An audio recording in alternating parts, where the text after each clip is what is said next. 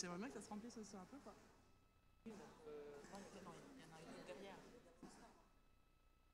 Bah ouais, c'est ça, je comprends pas. Je suis tellement bien entourée. Ah voilà, ça y est, c'est à nous. Bonjour à tous, merci de participer avec nous à cette table ronde dédiée aux enquêtes sur les violences sexistes et sexuelles. Aujourd'hui, alors attendez, voilà. Aujourd'hui, je suis en compagnie de Romain Verlet, journaliste réalisateur de PPDA, la chute d'un intouchable, pour complément d'enquête. À côté de lui, Nadège Ibanez, conseillère de branche à l'AFDAS, dédiée à la branche de la communication et des médias.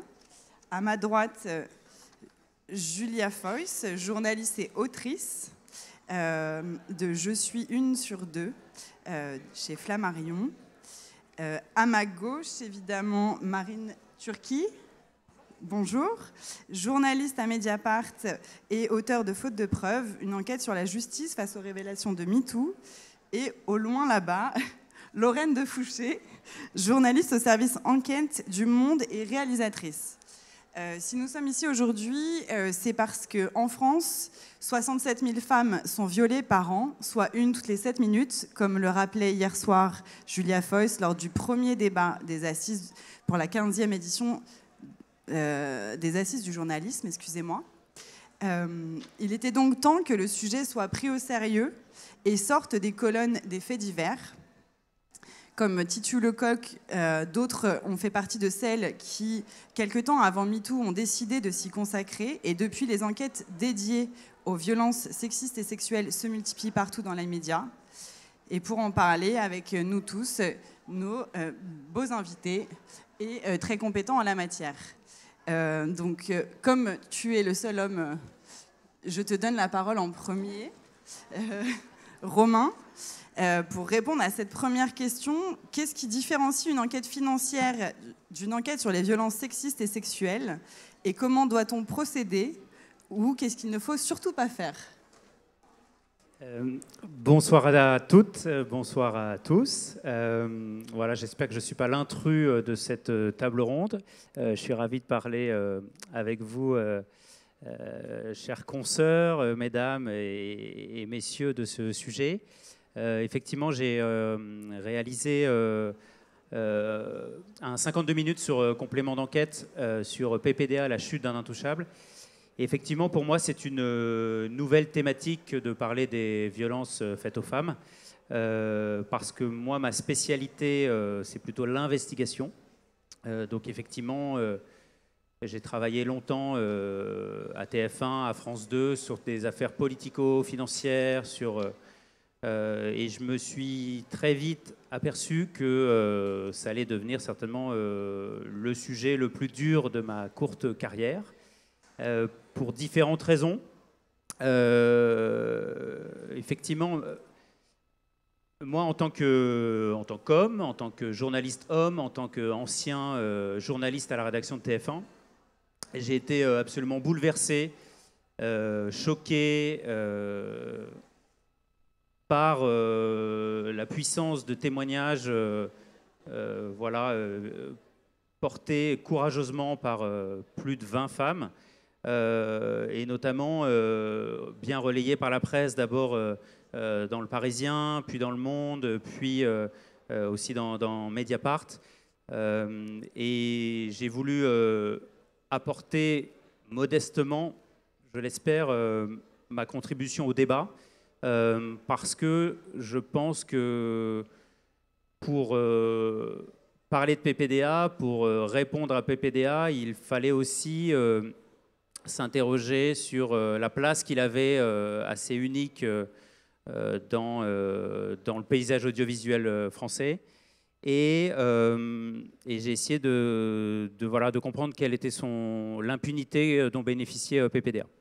Et donc effectivement, ça a été très compliqué. Dès le début, je me suis confronté à mon statut d'homme, journaliste.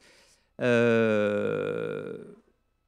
j'ai beaucoup appris aussi sur cette thématique compliquée. Je me suis entendu dire que J'étais une sorte d'éléphant dans un magasin de porcelaine, donc j'ai tout de suite compris que j'allais dans un terrain que je ne connaissais pas, et donc j'ai appris, j'ai lu, j'ai pris du temps, beaucoup de temps pour essayer de comprendre et d'acquérir la confiance de victimes, de plaignantes et d'accusatrices. Donc effectivement, ça a été un sujet très compliqué pour cet aspect-là. Et le deuxième, je trouve, c'est que je pense que nous, journalistes, on est les champions pour dénoncer des faits d'actualité. On est les champions pour parler du MeToo dans le sport, du MeToo dans l'Église catholique, de MeToo même un petit peu dans la politique. Par contre, quand il s'agit de faire notre MeToo, le MeToo dans les médias, il n'y a plus personne. Et j'ai trouvé que là-dessus, beaucoup de nos confrères, consoeurs manquaient vraiment furieusement de courage. Et je me suis vraiment confronté à un mur, le mur du silence. Et en fait, ce qui m'a hyper choqué, c'est que, alors que je suis un ancien de TF1, alors que je connais quand même pas mal de monde, tout l'entourage de PPDA, ses assistantes, ses rédactrices en chef, tous les chefs de service, tout TF1, je connais tout le monde parce que j'y ai travaillé 5 ans, et ben, ça ne m'a pas du tout aidé. Et moi, j'ai été hyper choqué Et je comprends pourquoi, pour ces femmes, pour ces victimes, il a été impossible pour elles de parler pendant tant d'années, car alors que PPDA n'est plus à l'antenne depuis 14 ans, et ben, encore aujourd'hui, en 2021, 2022, c'est le grand silence radio, grand silence télé, quoi, si je veux dire. Voilà. Merci beaucoup, Romain. Alors, pour un peu aussi, comme c'est aussi une table ronde sur les techniques d'enquête dédiées à des sujets aussi sensibles que celui des violences sexuelles et sexistes, effectivement, qu'est-ce qu'il faut faire pour préserver le mieux possible les victimes qui se confient à nous et qui nous font confiance? Qu'est-ce qu'il ne faut surtout pas faire? Qu'est-ce qu'il faut faire pour les mettre en confiance? Je veux bien vous laisser répondre, Marine ou Lorraine. Alors déjà, pour poursuivre, bonjour à toutes et à tous, et merci de votre invitation. Pour poursuivre un petit peu sur la première question et la suivante, je n'opposerai vraiment pas investigation et violence sexuelle parce que moi, par exemple, je travaille au pôle enquête de Mediapart. Et on n'a volontairement pas fait un pôle violence sexuelle. On estime que ce sujet, chacun et chacune doit s'en emparer dans la rédaction, dans les différents services où il se trouve. Moi, je l'ai fait à travers le service enquête, où on a mené des longues enquêtes et on continue de le faire sur les violences sexuelles. Mais en fait, je n'utilise pas des techniques différentes que celles que j'ai pu utiliser dans mes autres enquêtes. Avec mes collègues, on a travaillé sur l'affaire Benalla pendant plus d'1 an, sur l'affaire de Rugy. Moi, j'ai travaillé sur les financements du Front National pendant 10 ans, j'utilise en fait exactement les mêmes techniques. C'est-à-dire on a un fil, on le tire et puis on va recouper les choses, on va vérifier les lieux, les dates, les protagonistes. La seule chose qui change, c'est peut-être le tact qu'il faut mettre et le temps qu'il faut prendre pour pouvoir recueillir tous ces éléments, parce que vous n'avez pas un dossier entre les mains simplement ou des chiffres, un leaks. Vous avez en fait les vies des personnes. Vous avez des choses qui les ont touchées dans leur chair, des récits intimes. Parfois, vous êtes la première personne à qui ces femmes ou ces hommes, parce que ces hommes victimes, vont se confier. Donc il faut avoir ça en tête. Ça veut dire qu'il faut du temps. Et on dit souvent, d'ailleurs, à Mediapart, qu'on sait quand on commence ces enquêtes concernant des faits de violence sexuelle, on ne sait jamais quand est-ce qu'on les termine. On dit aussi que sur 10 enquêtes qu'on va lancer sur des faits de violence sexuelle, il y en a peut-être la moitié qui ne vont pas aboutir. Donc c'est dur, c'est long, mais en réalité, ce n'est pas une case à part entière. Parce que ça permet à beaucoup de journalistes de dire « Non, mais moi, ça, je ne sais pas faire ». Et moi, je crois qu'en fait, il faut que tout le monde se forme sur ces sujets, parce que c'est bien au-delà des violences sexuelles. En fait, ça raconte des rapports de domination, une vision du monde, ça raconte beaucoup de choses. Et en fait, les techniques d'enquête sur ce sujet, vous les retrouvez d'ailleurs aussi sur tous les sujets de souffrance au travail, de harcèlement au travail, voilà. Donc, il y a des passerelles. Et puis, je poserai pas les hommes et les femmes là-dessus, parce que je crois que c'est plutôt une question de comment on aborde ce sujet. Nous, à Mediapart, on a beaucoup de journalistes hommes qui font des enquêtes, y compris parfois tout seuls, comme des grands, sur des faits de violences sexuelles. Et on demande toujours aux personnes qui vont venir dénoncer des violences sexuelles si elles ont un problème à ce que le récit soit recueilli par un journaliste homme. Mais la plupart du temps, franchement, je dirais 99% du temps, la réponse qu'on a, c'est qu'en fait, peu importe du temps qu'il y a un minimum d'écoute et de connaissance des mécanismes liés et des phénomènes qui entourent les violences sexuelles. C'est-à-dire, en gros, il y a un temps pour l'écoute de la personne et il y a un temps ensuite pour les questions, pour soulever les contradictions, enfin pour les questions qui fâchent entre guillemets. Et je crois qu'on peut poser toutes les questions, mais il y a un ordre dans lequel le faire, il y a une manière de le faire. Et donc tout ça, ça nous amène à prendre finalement un temps fou, un temps long. Ça explique que parfois certaines enquêtes, je peux citer celles qu'on a faites sur Éric Zemmour, celles qu'on a faites sur Juan Branco et bien d'autres, elles nous ont occupés pendant parfois des mois, parfois un an, parfois 2 ans. Donc c'est ce temps-là qui est nécessaire pour avancer, pour convaincre les gens de parler. Et en même temps, j'ai pas envie de dire convaincre parce qu'on ne les force jamais à témoigner.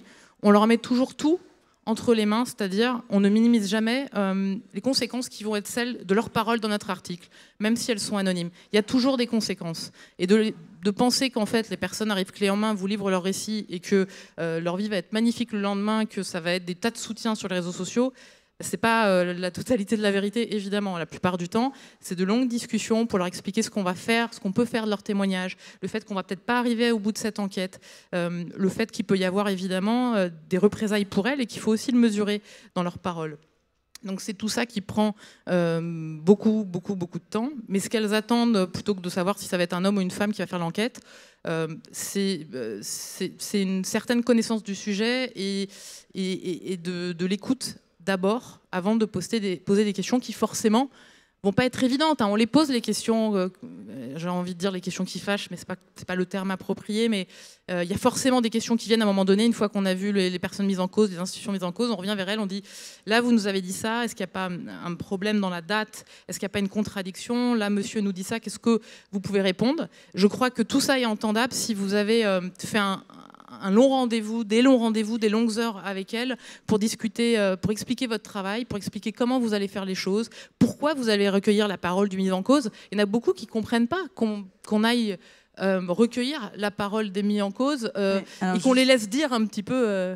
Justement, c'était une de mes questions. Quelle est la place du journaliste dans ces enquêtes? Et justement, comment faire avec le contradictoire? Lui donner la parole ou non? Si oui, pourquoi? Et sinon, pourquoi? Bonjour à tous. Moi, je vais parler pour le journal Le Monde, mais je pense que Mediapart, et puis même en fait la presse française est en général sur cette ligne. Moi, je sors par exemple d'un procès en diffamation qui a été assez retentissant concernant les accusations d'inceste formulées par Colin Berry contre son père Richard Berry. Donc on s'est retrouvés mis en examen et puis en procès en correctionnel à Aurillac dans un procès qui a été très très violent autour justement de ces accusations et de leur publication chez nous.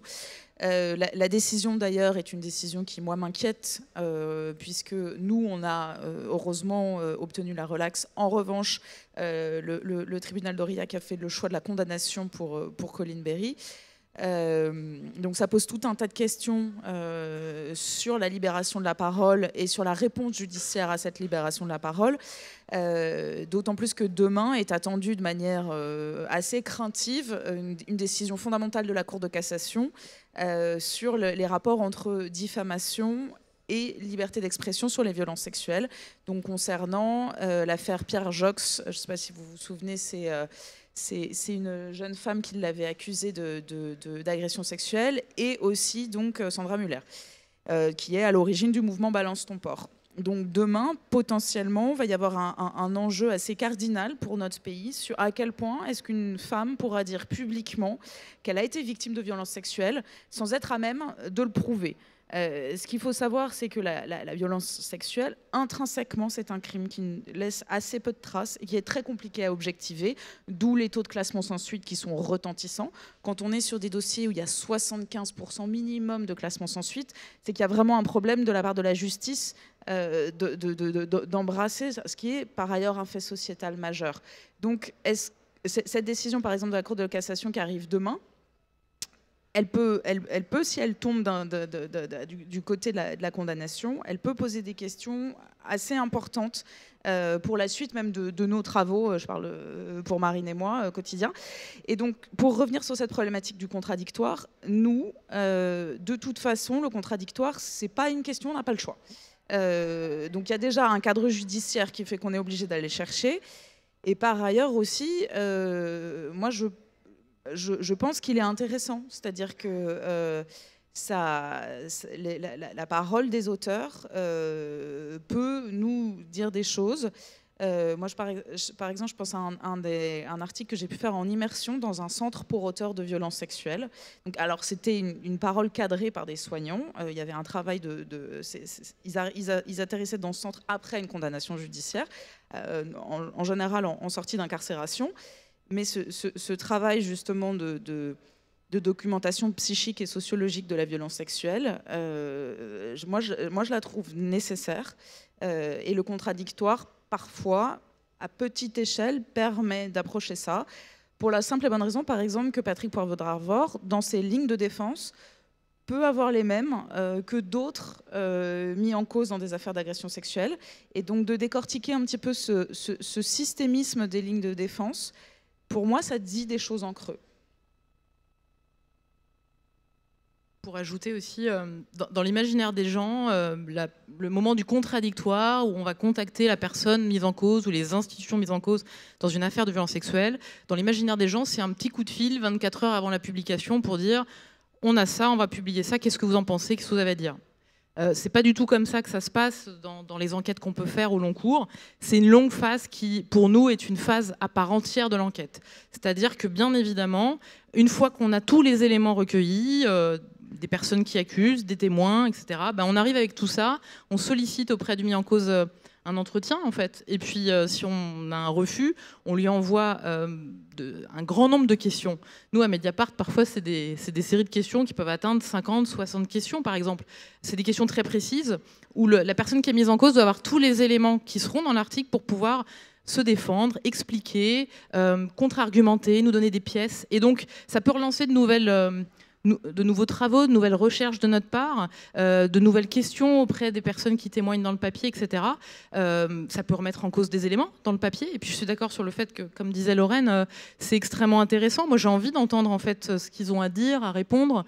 Et je pense que ça participe aussi de la prise de conscience de la société sur ces sujets, d'entendre toutes ces paroles et d'essayer de les analyser. Donc voilà, tout ça pour dire que c'est important et que c'est pas des papiers qu'on fait sans les personnes mises en cause. On a besoin de les confronter sur les éléments, de recueillir leurs paroles. Et donc, moi, quand ils refusent l'entretien, ça ne m'arrange pas, en fait. Je pense que le papier est plus solide, est meilleur et voilà, beaucoup plus documenté quand on a, bien sûr, la réponse du ou des mis en cause. Julia, par rapport au contradictoire, parce que ça a été aussi un sujet hier soir, lors du débat.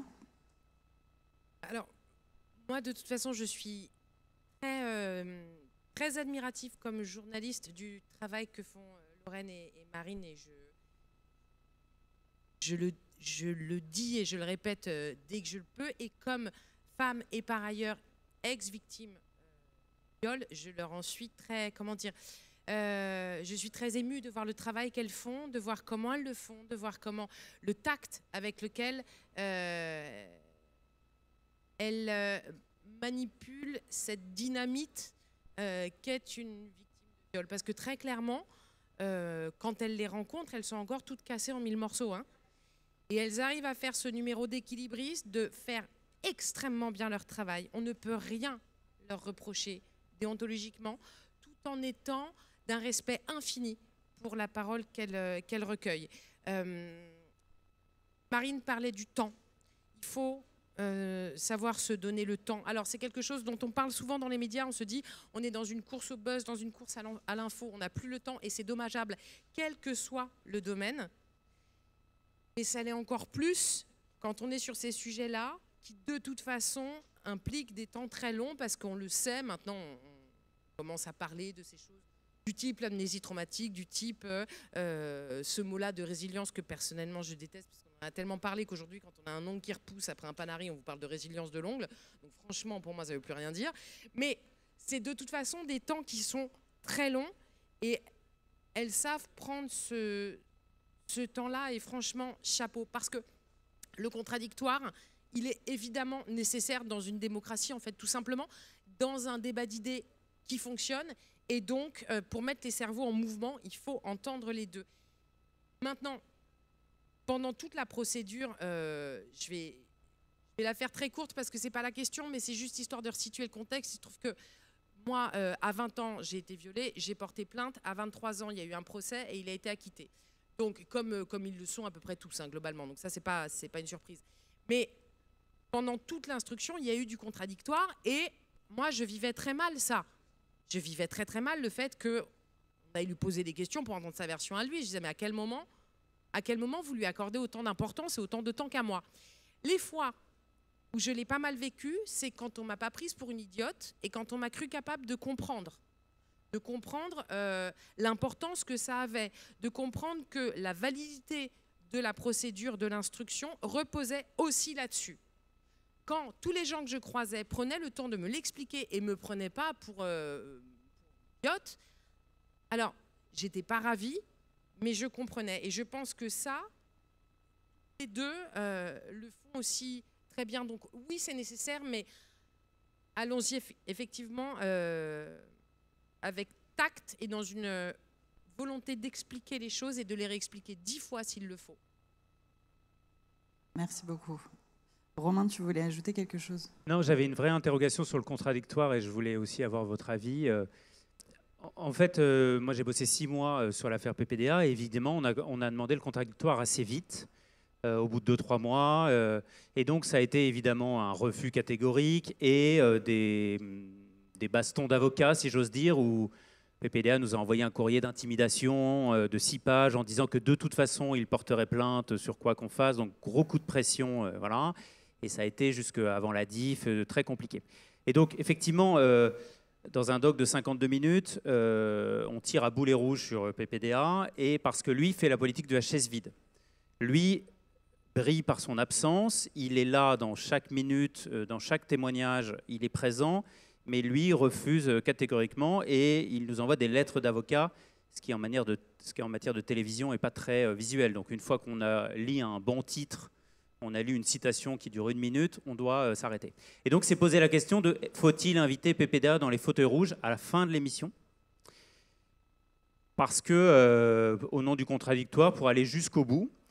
Et je sais que certaines victimes, certaines plaignantes disaient, et ça m'interroge, disaient, mais attendez, après 1 heure de film, qu'est-ce que PPDA va venir sur les fauteuils rouges dire que tout ça c'est faux, tout ça c'est des mensonges, ces femmes sont des menteuses, parce qu'aujourd'hui il accuse 16 femmes de mensonges.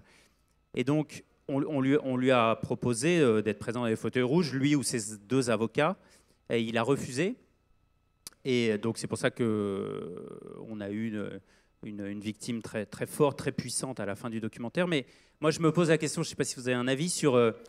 et s'il avait dit oui, quelle aurait été la tonalité finale du sujet, quoi? Je ne sais pas si vous... Marine? Moi, je ne fonctionne pas sur des SI. Moi, je me dis tout simplement qu'on demande, on fait nos demandes d'entretien. C'est un temps long de lui proposer de pouvoir accepter cet entretien. Nous, on a fait là tout récemment, on le fait à chaque enquête. Et puis ensuite, évidemment, lui donner la possibilité de répondre sur chaque point. Évidemment, de demander à l'avocat aussi, ou l'avocate, si il ou elle souhaite prendre la parole là-dessus. Mais il y a surtout un autre truc qui est, dans l'article, dans le documentaire, dans le contenu, d'être honnête, en fait. D'être intellectuellement honnête, de rien planquer, de mettre sous le tapis, de pas mettre sous le tapis des choses qui nous arrangeraient pas. Il y a souvent des contradictions en fait dans les récits des plaignantes, parce qu'en fait, dans la vie, il y a des contradictions. Et dans ces affaires de violence sexuelle, il y en a évidemment, parce que parfois, par la culpabilisation, par les phénomènes d'emprise, par les phénomènes de hiérarchie, d'autorité du mis en cause sur la victime, il va y avoir des messages parfois qu'elle va envoyer, parce qu'en fait, elle a trop peur qu'il y ait des conséquences après les violences, etc. Et tout ça, il ne faut pas le planquer, en fait. Et ça, on leur explique. Et donc, c'est pour moi aussi un élément d'honnêteté intellectuelle. On va le mettre dans le papier. Bien sûr, on va le mettre dans le papier. Déjà parce que professionnellement, déontologiquement, c'est une évidence. Mais on va leur expliquer aussi pourquoi ce serait de toute façon contre-productif pour elles de le mettre sous le tapis. Et en fait, quand on prend ce temps d'échange et d'explication, non seulement évidemment qu'elles comprennent, mais en plus, elles disent je veux bien expliquer pourquoi j'ai envoyé ce message après, pourquoi j'ai écrit des cœurs alors qu'en fait j'avais subi une agression, pourquoi j'avais peur de perdre mon boulot, pourquoi, voilà. Et tout ça, c'est peut-être une évidence pour plein de gens, mais je crois que c'est quelque chose aussi qui est un peu éduque les gens qui vont lire les papiers, qui vont comprendre que ces affaires-là sont plus complexes que ce qu'on peut penser. Donc c'est là où il y a un intérêt public de ces papiers qui participent d'une prise de conscience de tout le monde, d'autres potentielles victimes, de témoins qui vont s'interroger aussi sur leur rôle sur ces affaires dans la société, leur silence, le fait qu'ils n'ont pas toujours écouté, et puis peut-être aussi des agresseurs qui vont lire des papiers comme ça, puis qui vont se questionner peut-être, j'espère, sur leur comportement. Donc il faut que cette honnêteté intellectuelle, elle nous imprègne tout le temps, évidemment, et que qu'on planque pas des choses qui nous arrangent pas dans le récit. Je pense qu'on peut tout mettre, on doit tout mettre, et on doit tout expliquer. Voilà. Merci Marine. Julia? Moi, je pense qu'il faut, comme en toute chose, tu parles d'honnêteté, moi je dirais, je te rejoins complètement, il faut aussi abattre un travail de dingue. Il faut bosser sans doute plus qu'ailleurs, mais nous tous. C'est-à-dire que c'est un sujet que pour le coup, le viol et les violences sexuelles, on a mis sous le tapis pendant des millénaires, alors que pour être honnête, ça se produit partout, tout le temps, à tous les étages. Les chiffres, c'est 94 000 femmes adultes. Là, c'est les 18-75 ans, donc il y en a beaucoup plus par an en France. Donc en vrai, on est tous au courant. On sait tous que ça se passe et on en a tous autour de nous, que ce soit des victimes ou des agresseurs, soyons très clairs. Sauf que pendant des millénaires, on met ça sous le tapis. On ne veut pas voir, on ne veut pas entendre. Là, ça fait 5 ans qu'il y a une explosion de récits et donc ça tourne un peu la tête.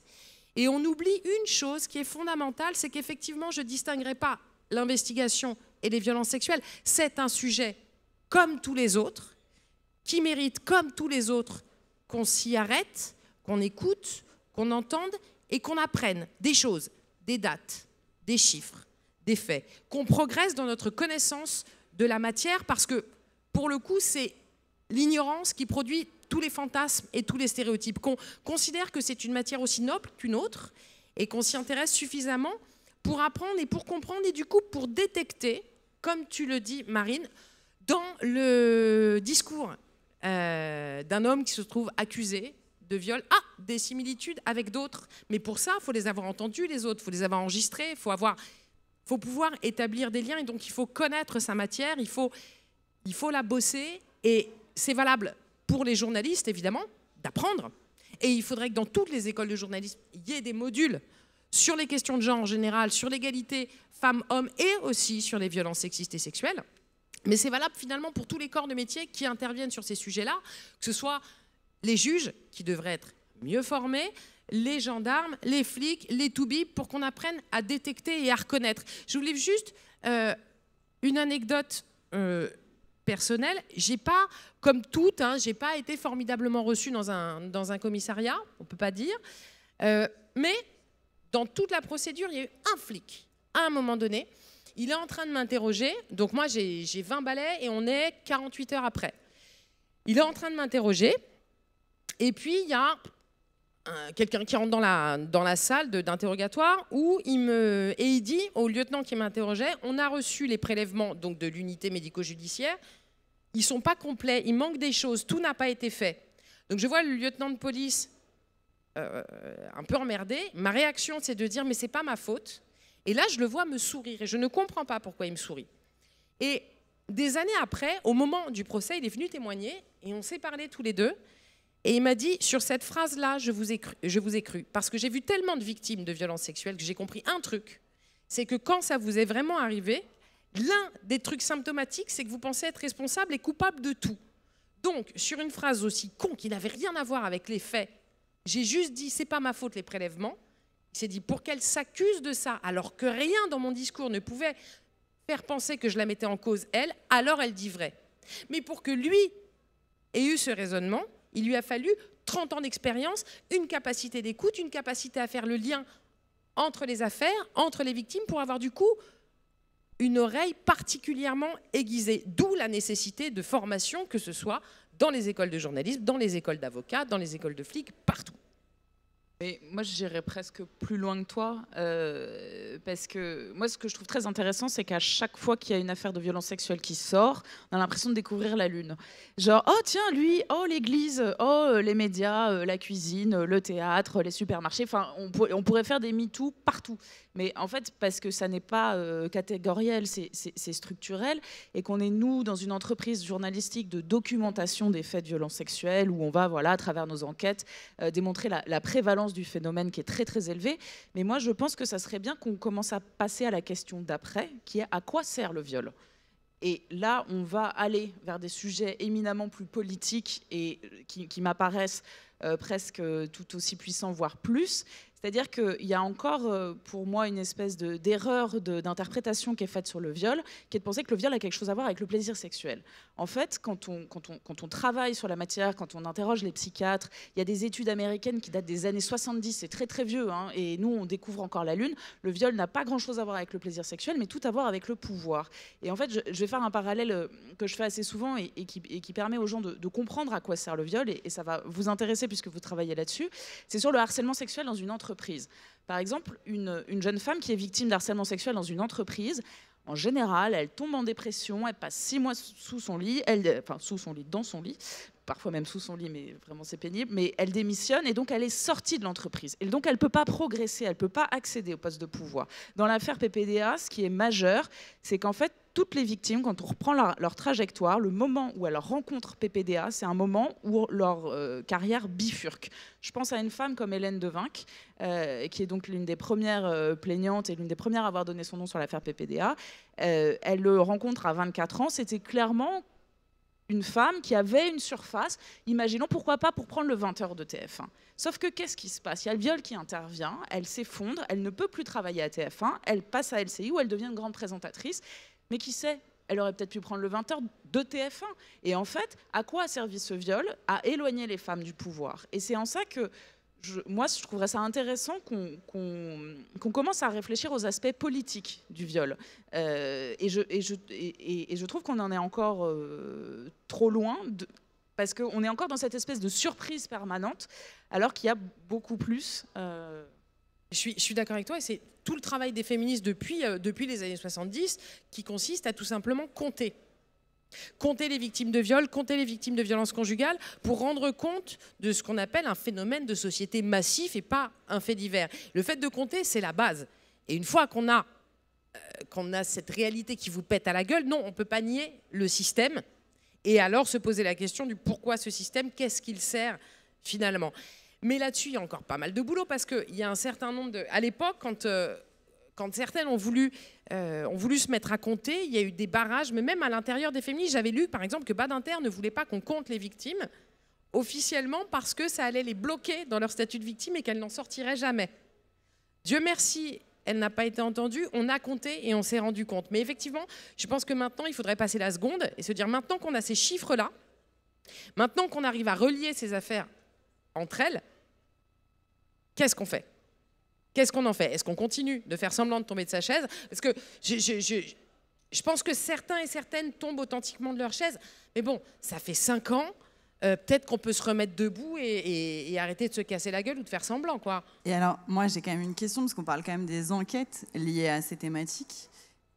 Quelles sont aussi les répercussions ? Parce que j'entends qu'on cherche aussi la signification du viol et de son implication, de la manière dont il va faire mettre un terme à la carrière des femmes et les détruire et tout ça. Mais votre travail à vous, qui est de mettre en lumière ces horreurs, est-ce que justement sert à pallier l'horreur ? La question est à peu près claire.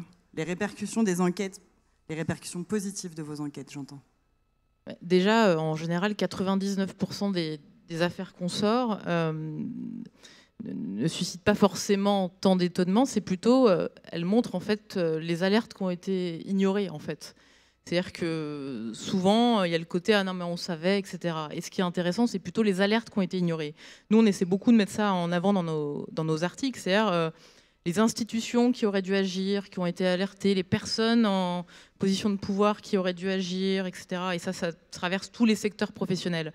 Et je crois que, pour rejoindre ce qu'on disait, c'est un peu ça aussi le traitement journalistique vers lequel il faut aller. C'est-à-dire que moi, je me suis rendu compte qu'on avait plein de papiers titrés, nous ou d'autres médias, hein, violence sexuelle, un tel accusé par tant de femmes. Et donc, au bout d'un moment, tous les titres sont les mêmes, parce que la question, en plus, qui traverse ces affaires, c'est l'abus de pouvoir, etc. Mais du coup, c'est quoi l'étape d'après? Une fois qu'on a sorti le sujet des violences sexuelles de la rubrique faits divers, comme vous le disiez en introduction, qui est le premier cap qu'on passe depuis MeToo, qu'est-ce qu'on fait ensuite pour un petit peu faire en sorte que nos papiers ne se ressemblent pas les uns les autres, apportent quelque chose? Et effectivement, il y a cette question des alertes. Il y a cette question aussi de quels dispositifs sont mis en place, etc., une fois que les faits sont connus, que la justice s'en est saisie, ou bien les médias les ont placés sur le devant de la scène.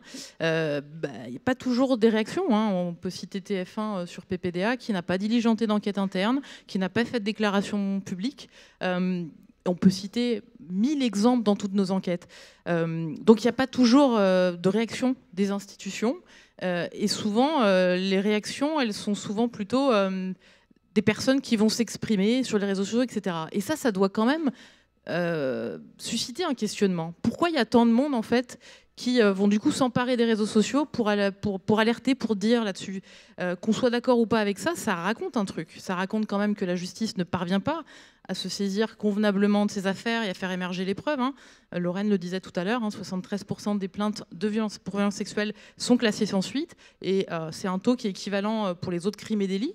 La différence, c'est que dans les affaires de violences sexuelles, dans 9 cas sur 10, on a un auteur. On a tout à fait élucidé qui était l'auteur. Le problème, c'est qu'on n'arrive pas à le condamner. Donc ça, c'est un vrai problème, le judiciaire. Mais il y a aussi toutes les procédures internes dans les entreprises, finalement.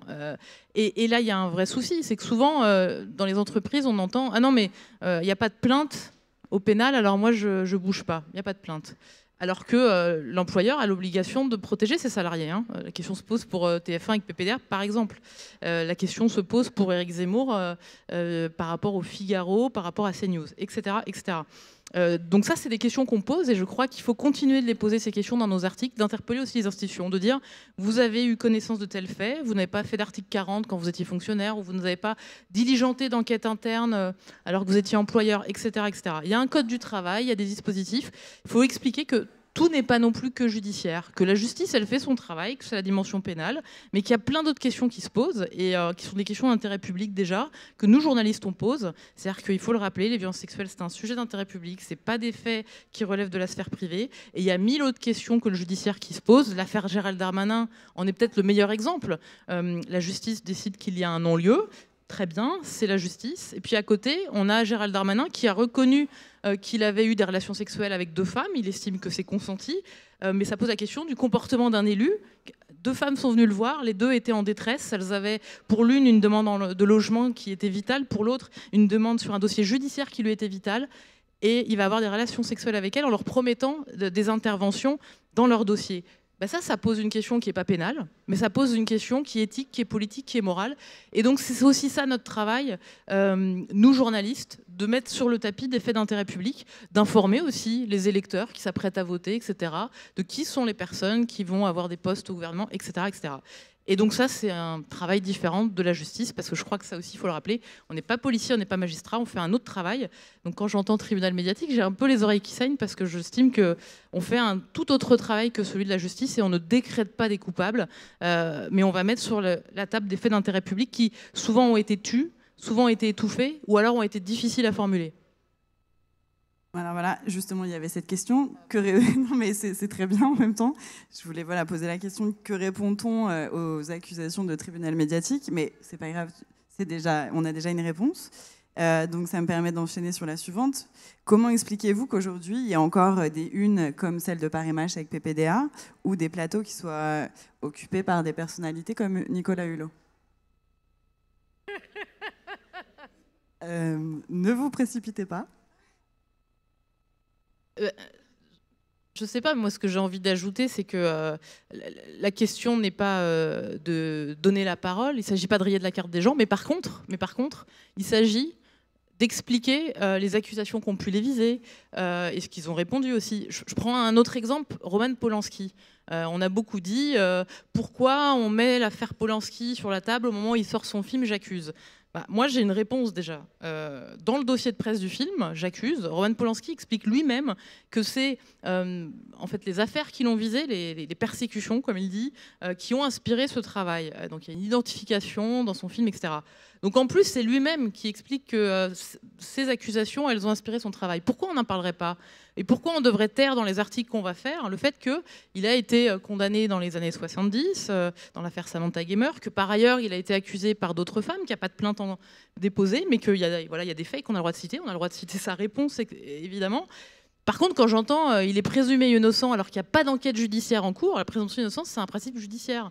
Donc, il n'y a pas de présomption d'innocence quand il n'y a pas d'enquête pénale en cours. Par contre, il y a du contradictoire. Il a le droit, on a le droit évidemment de rappeler qu'il a dit qu'il contestait les accusations, etc. Donc, pour moi, il ne s'agit pas de censurer les gens, mais il s'agit d'expliquer d'où ils parlent, d'expliquer qui ils sont, les accusations qui les visent, et je ne vois pas pourquoi on les tairait, en fait. Donc, moi, Nicolas Hulot, j'aurais tout simplement expliqué que par ailleurs, il y a eu tout ça, et puis il y a eu aussi toute cette contre-offensive médiatique qu'il a menée à l'époque. Et je trouve que dans, par exemple, des assises de journalisme, ce n'est pas inintéressant à rappeler.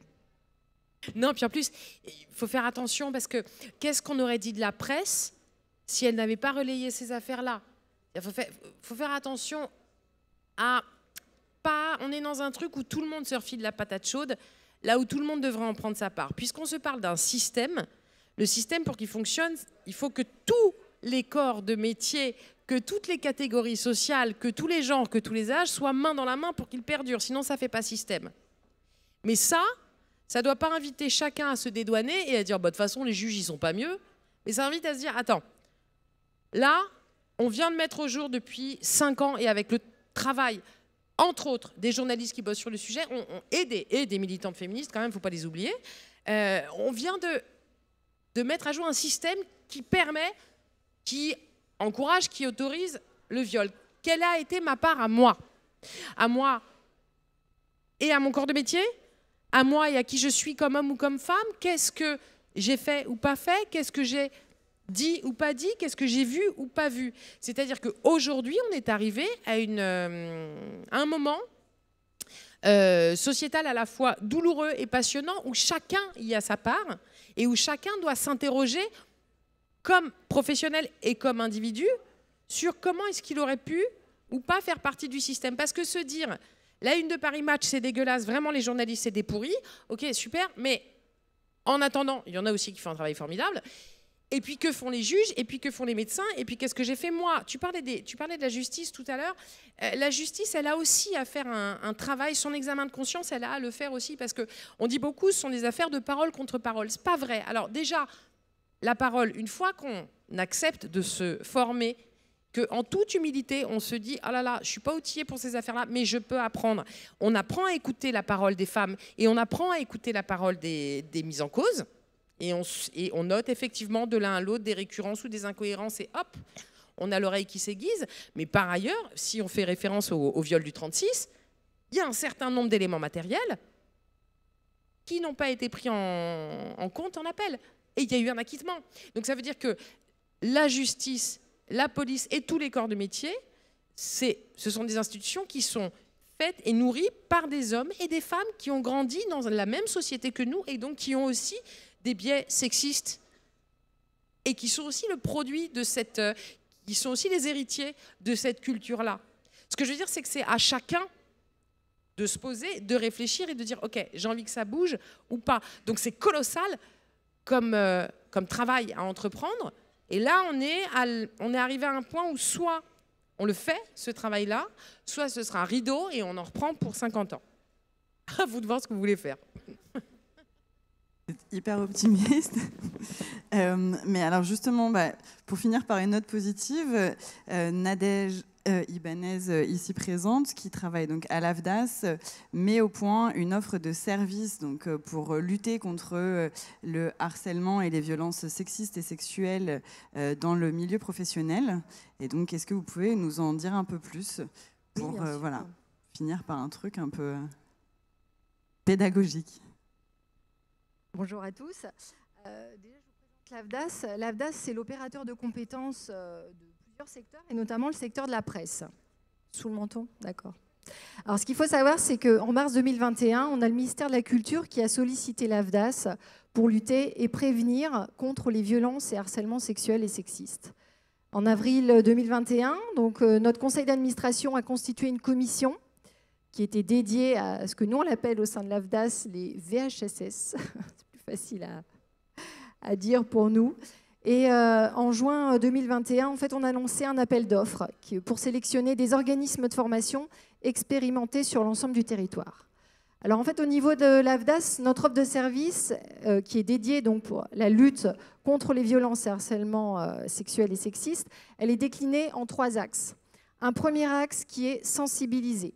Sensibiliser à travers des teasers vidéo pour expliquer un petit peu et redonner des représentations. En fait, l'idée, c'est comment donner une vision. Enfin, comment expliquer les choses, c'est-à-dire les teasers vidéo, ça permet en fait de se donner une représentation de ce qui peut se passer en fait. Donc ça donne un premier niveau de sensibilisation. Aujourd'hui, ce qu'on est en train de faire au niveau de notre site internet, on est en train de préparer une bibliothèque de ressources centralisées, c'est-à-dire qu'on va recenser tout ce qui existe aujourd'hui pour donner un premier élément de sensibilisation. Donc ça, c'est le premier axe. Après, le deuxième axe, c'est former.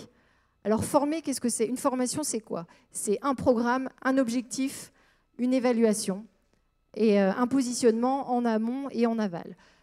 Et le troisième axe, c'est d'accompagner. Accompagner les entreprises à quoi? C'est-à-dire qu'une entreprise qui est en train de réfléchir sur une politique d'égalité professionnelle, une politique de responsabilité sociétale ou une politique RH, comment elle peut intégrer la dimension en fait, de lutter contre les violences et harcèlements sexuels et sexistes. Pour aller plus dans le détail, est-ce qu'on ne pourrait pas projeter? Non. Est-ce qu'on pourrait projeter les slides? Je ne sais pas. La régie, si vous m'entendez. Parce qu'en fait, si vous voulez, dans l'offre de formation qu'on a mis en place, on n'est pas allé voir en se disant bah voilà, j'ai tel besoin. On est plutôt allé voir sur quelle est la finalité. On a défini 4 finalités. La première, c'est comprendre. Et on est parti sur un socle d'une journée où là, l'objectif, c'est que les salariés d'entreprise acquièrent une culture commune. Et là, on parle de fondamentaux en matière de lutte contre les violences, harcèlements sexuels et sexistes. Ensuite, on a un deuxième niveau qui est agir et réagir, qui est plutôt destiné à des personnes qui encadrent des chefs de service, par exemple. Et l'idée, c'est en fait toujours d'avoir ces fondamentaux, mais de savoir comment la personne elle va contribuer au déploiement des mesures de prévention au sein de l'entreprise. Donc ça, c'est le deuxième niveau. Après, le troisième niveau, c'est mettre en place, c'est-à-dire d'accompagner les chefs d'entreprise sur une réflexion. Alors toujours avec un cycle, avec des fondamentaux, comment mettre en œuvre un plan d'action dans son entreprise, et puis comment évaluer les effets au sein de l'entreprise. Donc on est bien sur 3 niveaux pour que l'ensemble des salariés, l'ensemble des entreprises puissent s'y retrouver en fonction des finalités dont elles ont besoin. Et puis ensuite, on a une 4e finalité qui concerne plutôt... alors dans les entreprises, on a des référents. On appelle les référents VHSS. Donc, c'est pour les accompagner, pour qu'ils puissent intégrer une nouvelle posture pour mener à bien les missions qu'on leur a confiées au sein de l'entreprise. Voilà. Si je peux faire, Et alors justement, parce que ça fait écho à ce qu'on disait tout à l'heure, est-ce que si ces formations sont un peu plus répandues, et y compris dans le monde des médias, est-ce qu'une entreprise comme TF1 pourrait concrètement faire quelque chose pour mettre hors d'état de nuire un personnage comme PPDA? Allez-y. Hein. Après, moi, pour nous, à l'AFDAS, agir, c'est prévenir et c'est passer par la formation. Voilà. Merci, Nadège. Je ne vais pas parler pour TF1, mais comme disait Marine, effectivement, c'est absolument dingue qu'il n'y ait pas eu d'enquête interne diligentée au sein de TF1. Parce qu'effectivement, quand on a travaillé sur le sujet, il y a aujourd'hui à TF1 en 2022 des victimes de PPDA qui y travaillent toujours. Je pense qu'on peut dire ça, ou du moins des victimes présumées. Et je pense que TF1, là-dessus, a sa part de responsabilité. Alors, moi, je les ai sollicités, on les a sollicités, et eux se drapent un peu dans une espèce de cap en disant bah, c'était l'ancien TF1, PPDA est sorti, il n'est plus à l'antenne, PPDA, la direction de l'information a changé, c'est un nouveau TF1. Nous, on est le nouveau TF1, tout ça. Je pense que TF1 est quand même tributaire de cette histoire. C'est quand même une institution dans le paysage audiovisuel français. Et je ne suis pas sûr que TF1 est vraiment, comment dire, se soit vraiment emparé de l'affaire PPDA. Je pense qu'ils ont fait un sujet pour 7 à 8 voilà, de 40 minutes qui était très fort, en se disant bah, nous, on se permet tout, on le fait, on y va. Après, effectivement, je ne suis pas sûr que TF1 ait beaucoup travaillé sur cette question depuis un an, quoi. Voilà. Merci, Romain. Julia, tu voulais ajouter quelque chose? Ouais, il s'est passé un truc assez drôle. Enfin, je ne sais pas si c'est exactement le mot, mais quand en 2017, le hashtag Balance ton port a déferlé, moi, évidemment, ça m'a intriguée, ça m'a amusée, ça m'a fascinée. Je me suis dit, bah, des histoires comme ça, j'en ai à l'appel, donc j'y vais, je vais en raconter une. Pour plein de raisons, je ne voulais pas nommer. La principale était que je trouvais que si je nommais dans mon tweet, ça allait dédouaner tous les autres. C'est-à-dire que ça allait être le problème de ce mec-là et pas du tout un problème systémique. Donc je tweete. Grande radio, petit couloir, un red chef qui me passe le bras comme ça, je sais plus comment je l'ai décrit, et qui me dit que tu le veuilles ou non, je vais te baiser ou un truc comme ça. Et je tweete ça. Et très naïve, je pensais vraiment pas que mon tweet allait être repris. C'est vous dire la naïveté de ma personne. Mais je me suis dit, allez, je vais faire ça. Ce qui m'a frappée, c'est que j'ai fait exprès de dire grande radio, je n'ai pas nommé la radio pour les mêmes raisons, hein. Parce que vous en nommez une, vous dédouanez toutes les autres. À l'époque, au moment où je tweet, je travaille à France Inter. Je ne compte plus le nombre de gens qui viennent me voir en me disant « on sait qui c'est ». En l'occurrence, je savais très bien de qui il me parlait, sauf que moi, je ne parlais pas du tout de lui, mais de quelqu'un d'autre dans une autre radio. Et ce « on sait qui c'est » m'a frappée et glacée parce que je me suis dit... Alors effectivement, il y en avait plein, hein, mais il me parlait à chaque fois du même. Et donc, tout le monde était au courant. Et le mec avait été gentiment placardisé avec les années. Mon enfant, il était toujours là, et grassement payé. Et ça posait de problème à personne. Et tout le monde savait, quoi. Et ça n'a pas bougé depuis, hein. Ça n'a pas bougé. La seule chose qui rassurait les gens, c'était quand je finissais par leur dire que non, c'était pas à France Inter. Et du coup, c'était plus un problème. Donc, personne ne se saisit jamais de cette question-là. Tout le monde continue de se refiler la patate chaude. Et c'est... comme souvent sur ces questions-là, c'est la société civile qui fait son taf, et c'est les journalistes aussi. Certains, pas toutes.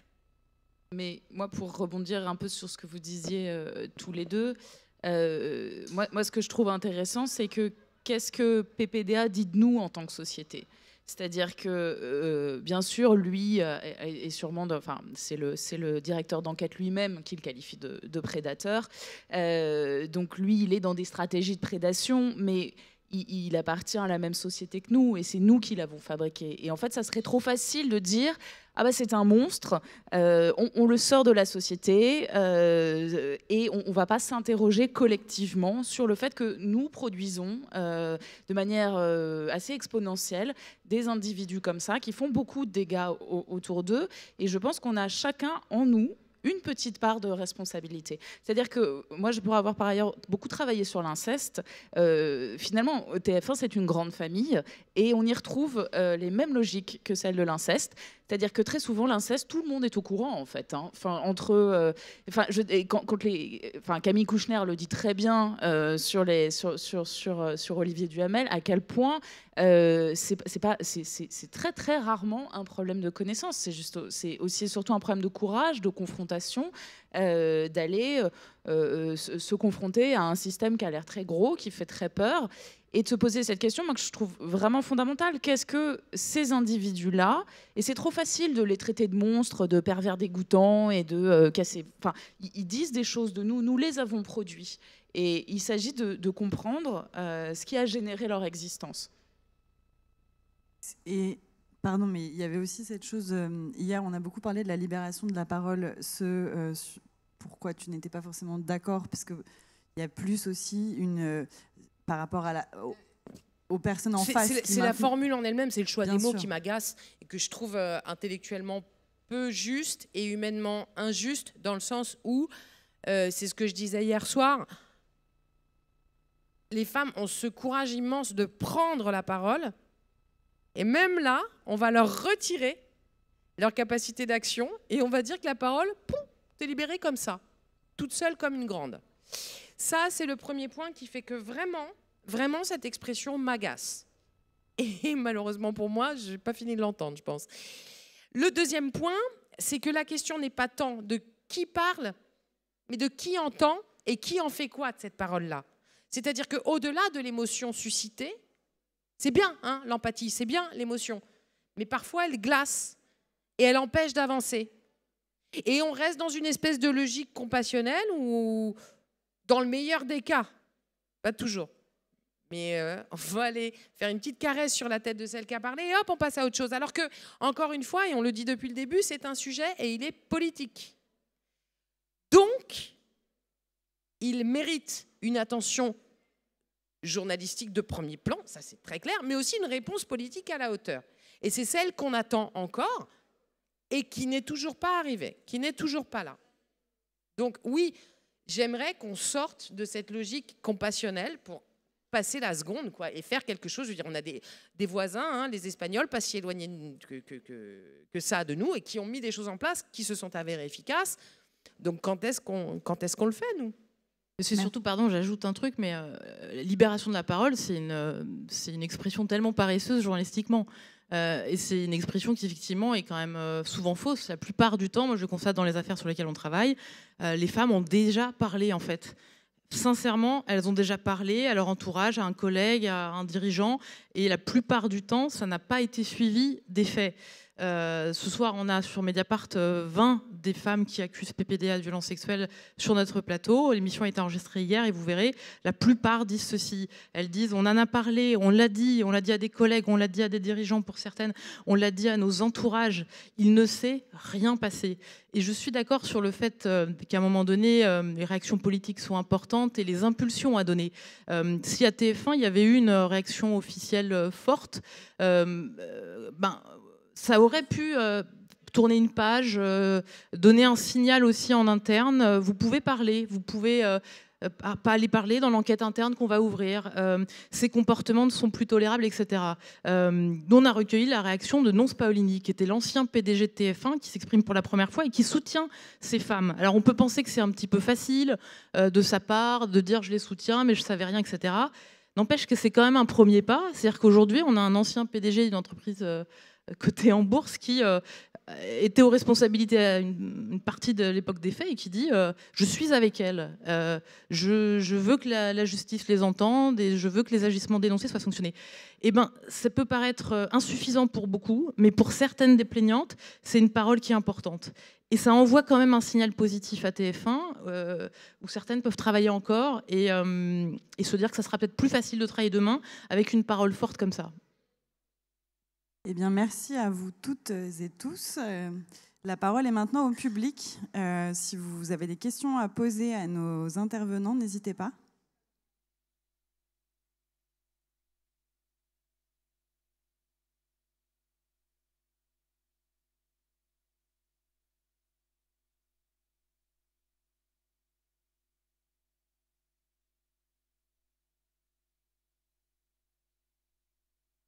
Je vais passer le micro.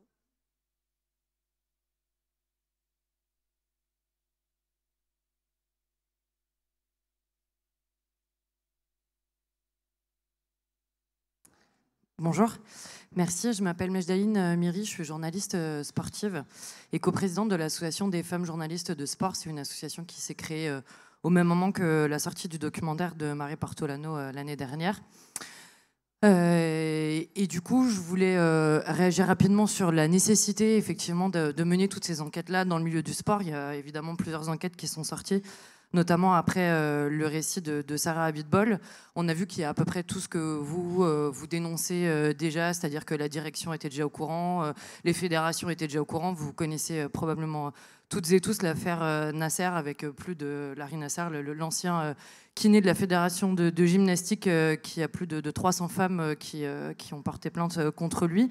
Et c'est évidemment la même chose en France. Dans le sport, il y a deux éléments qui se rajoutent, peut-être le fait que c'est particulièrement des enfants, ce sont particulièrement des enfants qui sont visés, ce qui rajoute une couche, mais surtout c'est la culture du dolorisme. En fait, il y a une vraie culture on souffre et on est dominé par un entraîneur, et ça on le remet pas en cause parce que c'est ce qui est nécessaire pour réussir à faire de la performance. Et en fait, c'est pour ça souvent que les responsables ont fermé les yeux dans les fédérations, parce que les médailles sont plus importante finalement que la santé mentale, physique des athlètes, que ce soit des athlètes mineurs ou majeurs. Et ça, c'est vraiment une belle réussite des enquêtes que d'avoir mis ces phénomènes-là en avant. Après, il y a une vraie question aussi sur comment est-ce que c'est traité. Du coup, ces sujets, je ne sais pas si vous avez vu, mais par exemple, l'équipe a fait 3 doubles pages sur l'affaire Benjamin Mendy, qui est accusé de 7 viols outre-Manche, avec des citations de genre « c'est un mec super sympa, on comprend pas trop ». Et du coup, quand il y en a 3 de suite, des doubles pages pour expliquer à quel point Benjamin Mendy, c'est un fêtard, il est hyper cool et vraiment on comprend pas, et qu'il y a 10 personnes qui le disent, à la fin, tu as vraiment envie de brûler le journal, et tu te poses de vraies questions là-dessus. L'affaire Agnel a été un tout petit peu mieux traitée, avec un beau papier qui a été fait, mais ça questionne vraiment. En fait, le sport, pour m'y intéresser beaucoup, c'est vraiment l'un des derniers bastions du sexisme, où il y a beaucoup d'hommes. Et quand on est journaliste sportif là-dedans, c'est pas toujours simple. Et du coup, je voulais vous poser cette question-là sur comment est-ce qu'on fait pour passer un cap, parce que vous avez dit à quel point ça pouvait être important d'avancer, d'aller encore plus loin. Je crois qu'il y a une féministe qui dit que le viol, c'est là pour punir les femmes d'avoir été dans l'espace public. Comment on fait sur le plan journalistique? Est-ce que quand vous dites ça, vous dites qu'il faut que les journalistes soient juste mieux formés à cette question-là, comme l'ensemble de la société, ou bien il y a d'autres biais que vous estimez qu'il faut soulever pour réussir à avancer, et effectivement, au-delà de parler d'un système systémique, de parler de qui est-ce qu'on punit et comment on punit les femmes par rapport au viol? Alors moi, j'ai beaucoup réfléchi à ça sur ma place là-dessus, et moi, je suis partisane de ce que je qualifierais d'une forme de militantisme de proximité. C'est-à-dire que dans le cadre de ma pratique professionnelle, je rencontre énormément de policiers, de magistrats, d'avocats. En général, ils ont à peu près vu sur quoi je travaillais. En général, au bout de 5 minutes, ils me branchent dessus de manière plus ou moins véhémente. Mais j'essaye toujours de faire du décryptage, de les faire bouger, de leur apporter des éléments, de ne pas lâcher. Et je me dis, chaque magistrat, chaque avocat, chaque policier, chaque même copain, qui bouge un tout petit peu, c'est déjà ça de gagner. C'est-à-dire que c'est un peu frustrant parce qu'il faut se les taper un par un à chaque fois. Mais à force, moi j'en vois de mes proches ou même de sources professionnelles qui reviennent de très très loin, qui conspuaient le mot féminicide, qui trouvaient qu'on ne pouvait plus prendre l'ascenseur avec une femme. Voilà, toute cette espèce de culture du viol dans laquelle on baigne. Et en fait, il faut aussi, je pense, malgré la colère, se rappeler que nous aussi, on a eu besoin de se former. C'est-à-dire que moi, il y a un certain nombre d'années, j'aurais pu dire aussi tout un tas d'énormités, et j'ai travaillé. Et donc, en fait, il y a aussi cette espèce parfois de bienveillance, même si c'est un peu pénible au bout de la 250 millième fois d'aller expliquer que oui, on peut encore prendre l'ascenseur avec une femme, mais de se dire, voilà, ça fait bouger petit bout par petit bout, et moi, je vois autour de moi quand même ça bouge un peu. Moi, ça dépend des jours. Je vais être plus ou moins bien lunée, je vais avoir plus ou moins envie d'expliquer gentiment. Mais pour le coup, moi, j'ai bifurqué dans mon métier. C'est-à-dire que j'ai commencé hyper scolairement et je voulais faire du journalisme. Pour moi, c'était le news et c'était l'investigation et c'était que ça. C'était le journalisme noble. Et puis, très naturellement, je dis naturellement parce que mon histoire, parce que tout ça, mais je ne peux pas me résumer à un vécu non plus. Donc, c'est plein de choses qui ont fait que je me suis intéressée aux questions femmes-hommes. Et donc, quand on interroge les rapports femmes-hommes, on arrive aussi au sujet des violences sexuelles, mais pas que, plein d'autres choses. Et donc, un matin, on se réveille, on est globalement très profondément féministe. Et donc, on se pose la question de comment je vais exercer mon métier alors que je suis quelqu'un de très engagé et qu'il est hors de question que je fasse semblant d'être neutre sur ces sujets-là. Et que par ailleurs, pour ce qui concerne l'investigation, j'en aurais été incapable. C'est-à-dire que intellectuellement, je comprends le contradictoire. Je suis la dernière personne à pouvoir aller interroger un mec accusé de viol. En fait, il ne faut pas me demander ça parce que... Voilà. Donc je sais ce que je ne peux pas faire, donc je sais que je ne le ferai pas. Donc j'ai été investir un autre terrain qui est celui qui permet une plus grande liberté d'écriture sans contrevenir au principe de l'éthique journalistique. C'est-à-dire que je fais de la chronique, je fais du programme, je fais des trucs c'est moins frontal, mais du coup je suis aussi plus libre de le faire. Donc et je crois que c'est des chemins personnels, qu'on est tous sur un chemin, que le mien m'a emmené là, mais que le vôtre vous emmènera peut-être ailleurs et qu'un jour, et je vous le souhaite, vous trouverez le bon endroit pour vous, pour faire votre métier, tout en ayant le sentiment d'agir pour vous-même et pour le monde autour. Mais on a apporté chacun des réponses très différentes à cette même question, je crois. Ouais, moi je pense que sur ces enquêtes, les faits se suffisent à eux-mêmes après une démonstration d'une enquête de 6 mois, 1 an, etc. Mais je différencierais l'engagement éditorial du militantisme. C'est-à-dire que je pense que quand plusieurs fois par an on publie des tas d'enquêtes, d'articles pédagogiques sur les violences sexuelles, c'est une manière de dire ce sujet est important, on le met à l'agenda médiatique. C'est donc une forme d'engagement. Mais quand on fait une enquête individuellement, etc., on va, comme je disais tout à l'heure, faire preuve d'une grande honnêteté intellectuelle, en dehors des principes déontologiques évidents qui s'imposent à la profession, bien sûr, mais voilà, respecter le contradictoire, la prudence, la modération dans le propos, etc., capable de justifier chaque mot écrit. Vous n'imaginez pas, parce que c'est vrai qu'on n'en a pas parlé depuis le début, mais des relectures d'avocats pour ces enquêtes. Il ne s'agit pas de tout abandonner à chaque fois qu'on se dit bon bah là il y a un danger, mais faut être capable de dire ça, cette information-là, je peux la défendre. J'ai des attestations, j'ai des documents, etc. Voilà. Et c'est pour ça que ces enquêtes sont particulièrement évidemment longues. Vous n'avez pas le document, le leaks, qui évidemment va vous permettre de vous défendre devant un tribunal, mais vous avez votre enquête sérieuse et étayée de plusieurs mois là-dessus. Après, attention, il s'agit pas, c'est pas parce qu'on écrit et on travaille pour les programmes ou qu'on fait des chroniques, qu'on est du coup plus libre sur l'écriture et sur le ton, qu'on n'a pas la même rigueur journalistique, c'est-à-dire que je ne suis pas idiote, hein, je sais très bien que les écueils, ils sont comme ça. Donc évidemment que quand je prends la parole sur quelque chose, il y a toujours des faits et ils sont mais évidemment sourcés. Je ne suis pas dingue. Je sais déjà que de toute façon, quand on prend la parole sur ces sujets-là, par principe, la personne qui va vous écouter va penser que vous mentez et que vous racontez n'importe quoi. Donc évidemment que j'amène des faits. Je dis juste qu'il faut savoir où est-ce qu'on va être bon ou disons meilleur.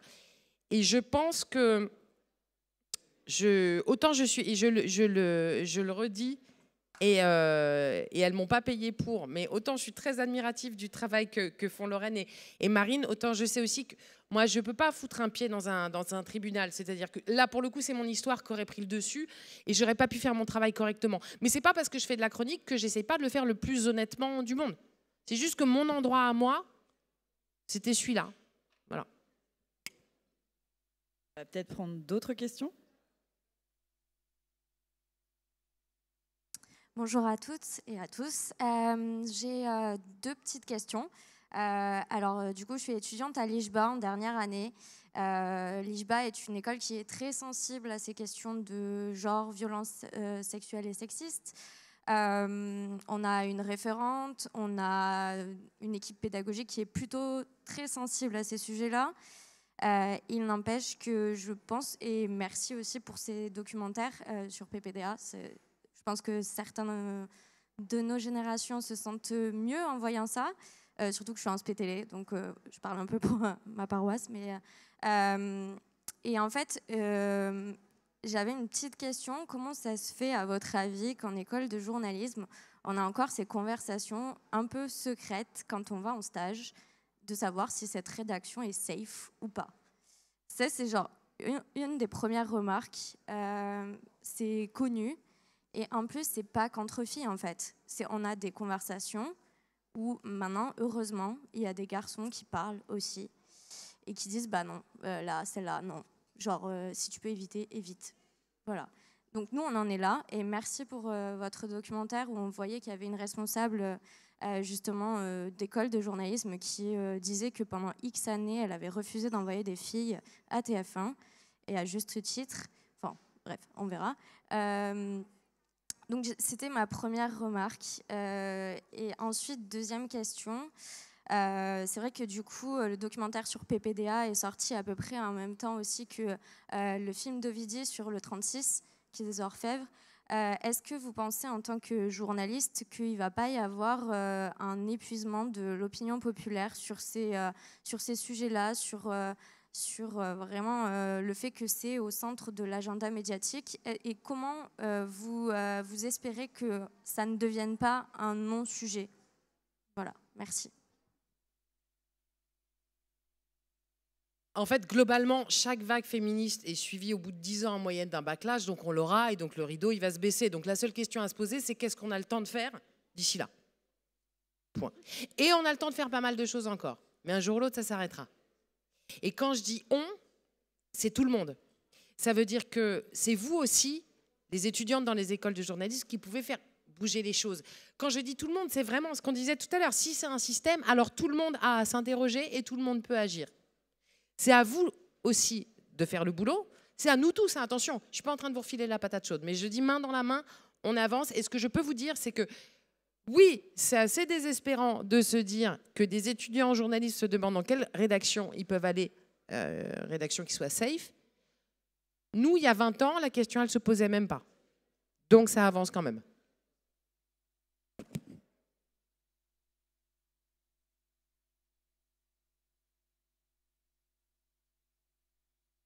Bonjour, merci pour vos propos parce que ça m'interpelle beaucoup. Je suis aussi étudiant en journalisme à l'EPJT et j'ai été confronté en fait aussi pendant mon alternance à des victimes de pédophilie et aussi à l'agresseur. Et en fait ça m'a... Enfin, la manière de traiter ça m'interroge beaucoup parce que en fait, Lorraine de Fouché, vous parlez de à quoi sert le viol? Donc là, vous vous basiez sur la femme majeure plutôt, mais à quoi sert le viol sur l'enfant? En fait, ça c'est une question que je me pose aussi. Pourquoi en fait, qu'est-ce qu'on peut raconter de plus que le fait? À quoi sert le viol sur un enfant? Enfin, j'ai pas la réponse. Hein, c'est une question ouverte. Donc ça, c'était une première question. Et puis la deuxième, c'est plus sur les secrets de fabrication, sur vos secrets de fabrication, parce que quand une enquête est en cours, la gendarmerie, c'est une source d'informations très précieuse, mais aussi très bloquée. Et est-ce que vous réussissez à les aborder? Comment vous faites? Et est-ce que vous arrivez à gagner leur confiance? Simplement, pardon, par rapport à la pédophilie, hier, je ne sais pas si tu as assisté au débat où était Julia et à cette pièce de théâtre formidable. Julia a tenu ce discours que je trouve très cohérent et très juste. On ne peut pas parler de pédophilie, parce que philie, c'est l'amour de l'enfant, du coup. Et pédocriminalité, ouais. Voilà, exactement. Voilà, moi, c'était pour cette petite parenthèse. Pour le reste, je vous laisse répondre. Hein, bon courage. Non, mais moi, je crois que ça a à voir avec le statut de l'enfant aussi dans la société, qui est beaucoup vu comme étant la propriété des gens, et ça a à voir avec ça. Mais c'est les phénomènes de domination, toutes ces affaires, que ce soit les enfants, les femmes, etc. C'est la question de qui a le pouvoir, quel levier il a, quel levier il actionne, quels sont les rapports de hiérarchie, etc. Ça participe de ça. Je vais répondre presque encore plus simplement et faire un pont entre ta question sur la pédocriminalité et PPDA et même plein d'autres, c'est qu'en fait, le corps et l'accès au corps, c'est le marqueur de la puissance. C'est-à-dire que quand on est tout puissant, tout en haut de l'échelle alimentaire de la société, on a ce droit d'accès au corps. On a ce droit d'accès au corps des femmes et des enfants qui sont les minorités. Et c'est en ça vraiment que la violence sexuelle a tout à voir avec le pouvoir. C'est-à-dire que un grand-père qui pratique de l'inceste a ces mêmes stratégies qu'un prêtre sur des scouts, qu'un violeur en série. C'est vraiment, je suis puissant, donc j'ai ce droit d'accès au corps. Cet accès au corps, c'est la rétribution de la puissance. Pardon, sur ta deuxième question, en tout cas moi je réponds là-dessus pour Mediapart. Je sais qu'on fait beaucoup d'enquêtes d'initiative. C'est quoi des enquêtes d'initiative? C'est-à-dire qu'on part d'une alerte ou on part d'un fil à tirer, d'une intuition, etc. Et puis on va mener une enquête voilà, tout seul sur une affaire qui ne fait pas l'objet déjà d'une procédure judiciaire, où il n'y a donc pas de source policière a priori. Et puis on va un petit peu se lancer et pendant des mois on va aboutir ou pas. Typiquement le cas de l'affaire Adèle Haenel. Mais aussi d'autres affaires. Et il arrive que parfois, ça déclenche des procédures judiciaires. Ce n'est pas le but, mais il arrive que ce soit le cas. Et dans ce cas-là, et je crois que Lorraine aura d'autres exemples à citer au Monde aussi, mais la première pièce du dossier, parfois, c'est l'article des journalistes. Et puis, il y a le cas inverse où les journalistes vont se mettre à enquêter sur des faits qui font déjà l'objet d'une enquête de la justice. Il peut y avoir des contacts parfois avec des magistrats ou magistrates, des avocats ou avocates, des policiers ou policières. Et puis c'est certain que parfois, la médiatisation de certaines affaires qui peuvent être parfois bloquées, même judiciairement, va déclencher de nouveaux témoignages dont va pouvoir s'emparer parfois la justice. Ce que je veux dire par là, c'est que justice et médias travaillent chacun indépendamment, mais que parfois l'un va alimenter l'autre de fait, puisque des articles vont être versés en procédure où les journalistes vont parfois récupérer des éléments de l'instruction, en fait, qui vont permettre ensuite d'avancer. Ce qui est sûr, c'est que nous, je sais qu'on aime bien à chaque fois aller voir les personnes. On sortira jamais un récit d'une victime, enfin d'une plaignante, contre son accord. Si on a une plainte, déjà, on ne sort pas une plainte tout seul, on va faire notre enquête et puis on va agréger d'autres témoignages pour pas l'envoyer au front toute seule, mais surtout, on va l'appeler et son récit lui appartient. Je ne vais pas sortir un récit d'une victime de viol contre son accord. Je dis ça parce que c'est pas forcément acquis pour tout le monde en fait. Il y a des journalistes qui récupèrent des plaintes, qui appellent la plaignante et qui lui disent « Vous avez quelque chose à ajouter, à réagir parce qu'on va sortir votre plainte ». Ça arrive encore aujourd'hui. Voilà, c'est des pratiques différentes. Merci beaucoup. Une dernière question, peut-être. Voilà. Merci beaucoup. Bonjour. Merci beaucoup déjà pour l'intervention. Moi aussi, je suis en école de journalisme à Tours. Et c'est une question un peu plus juridique. Vous avez parlé de la relaxe du Monde dans l'affaire sur l'affaire d'inceste de Madame Berry et de sa condamnation. Vous avez aussi parlé de ce courrier de PPDA après 2 mois de procédure qui visait à intimider. Est-ce que déjà toutes ces sortes de poursuites de la part de PPDA, vous avez relié le viol au pouvoir, c'est une sorte de... Vous pouvez considérer ça comme des poursuites bâillons envers la presse et aussi envers les victimes. Et dans ce cas-là, qu'est-ce que vous attendez aussi de la décision de justice de la Cour de cassation sur l'affaire Jox? On était étudiant en droit avant d'être en école de journalisme. Moi, je trouve que cette question de la procédure bâillon, elle est hyper intéressante. C'est-à-dire qu'on a vu un collectif, par exemple, qui s'appelle Informer n'est pas un délit, qui s'est ultra mobilisé sur les procédures bâillons lancées par Vincent Bolloré contre les enquêtes qui étaient faites. Moi, je trouverais ça très intéressant que ces collectifs justement de défense de la liberté de la presse s'engagent sur les sujets de violence sexuelle. Ça n'a pas encore lieu. Sur Colin Berry, par exemple, pour l'instant, ça n'a pas eu lieu. Et je trouve que ça se questionne. C'est-à-dire que moi, je pense que la liberté d'expression sur cette matière-là, elle est fondamentale. Parce que la parole ne peut émerger... En fait, la parole des victimes, elle est directement indexée à leur sentiment de sécurité. Et quand PPDA pilonne avec des plaintes en dénonciation calomnieuse, le signal, il est délétère. Quand Colin Berry est condamné en diffamation, le signal, il est délétère. C'est-à-dire que moi, je suis victime d'inceste, je suis victime de viol par PPDA, je vois oulala, procès, oulala, j'ai pas d'argent, avocat, médias, horrible, je reste chez moi, je vais surtout pas à la police. Il y a... Ces procédures visent à faire augmenter le coût de la parole. Et en fait, plus le coût de la parole est fort, plus la dénonciation du phénomène recule. Et enfin, j'imagine que Romain peut réagir là-dessus aussi. Mais... Non, je suis assez d'accord avec toi. Effectivement, il y a eu deux choses. C'est-à-dire que PPDA, il a tenté de nous intimider, nous, France 2, nous, complément d'enquête, parce que ça faisait 6 mois qu'on travaillait sur lui, qu'il allait avoir un doc pas très sympa sur lui, qui allait être fait. Et effectivement... il a Jacqueline Lafont comme avocate, qui est une grande avocate, et donc on a reçu un courrier clairement d'intimidation, tout en refusant d'être présent dans le reportage et tout ça. Sauf que nous, journalistes, on est costauds. Moi, je suis costaud sur les appuis. On avait 2 avocates, ma société de prod et aussi France Télévisions, le service juridique. Donc ça va, on était bordé, solide, on lui a répondu, tout ça. Mais effectivement, ce que disait Lorraine sur le côté, est sortie avant la diffusion de complément d'enquête la plainte de PPDA contre 16 victimes les accusant de mensonges. C'est clairement du bâillon en disant attention, si par hasard vous aviez envie, avant, après, complément d'enquête ou Mediapart ce soir à 19h avec ce que vous sortez de très fort, c'est clairement pour dire attention, PPDA il a des avocats, PPDA il est riche. Si vous, dans votre coin, vous voulez téléphoner ou vous voulez aller à la police, et ben derrière un avocat c'est 2-3 000 euros. Et donc c'est clairement pour déstabiliser les victimes. Colin Berry, par exemple, a été condamné à 27 000 euros d'amende.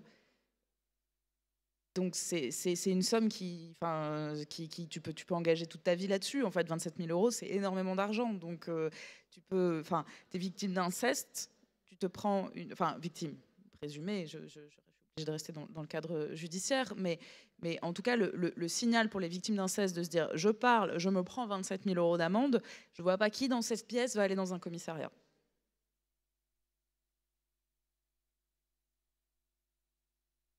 Ouais, mais alors malheureusement, le temps est écoulé.